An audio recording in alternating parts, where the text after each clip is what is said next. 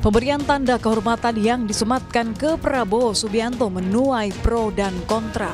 Anggota Komisi 1 DPR fraksi PDIP, TB Hasanuddin, mengkritik penyematan pangkat Jenderal Kehormatan kepada Prabowo yang dilakukan pada acara Rapim TNI Polri 2024. TB Hasanuddin menyebut kenaikan pangkat secara istimewa di tubuh TNI hanya untuk prajurit aktif, bukan pensiunan. Sementara pemberian penghargaan kepada pensiunan TNI berupa bintang, tanda jasa, dan kehormatan. Kenaikan pangkat ya sebagai bagian dari pemberian kehormatan atau pemberian jasa ya.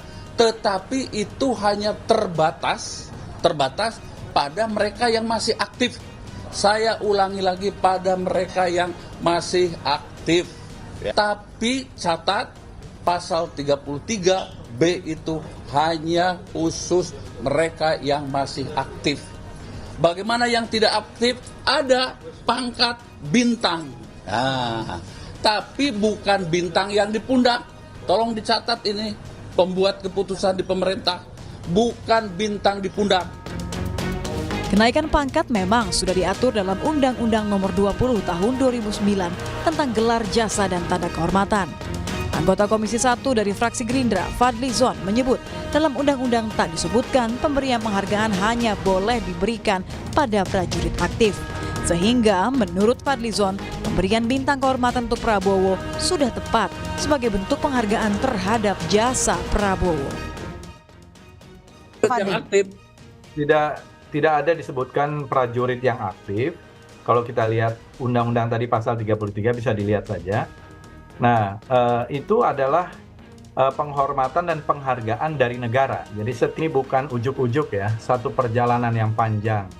Karir dan pengabdian beliau di TNI, kemudian sampai kepada Menteri Pertahanan tentu dinilai oleh yang memberikan kehormatan ini, dalam hal ini langsung oleh Presiden Republik Indonesia. Jadi kalau tadi kita melihat undang-undang, saya termasuk yang berpendapat ini tidak bertentangan dengan undang-undang, karena ini adalah sebuah tanda kehormatan dan jenderalnya pun disebut Jenderal TNI dalam tanda kurung HOR. Ya, dan sudah ada 7 orang sebelumnya yang menerima tanda kehormatan ini.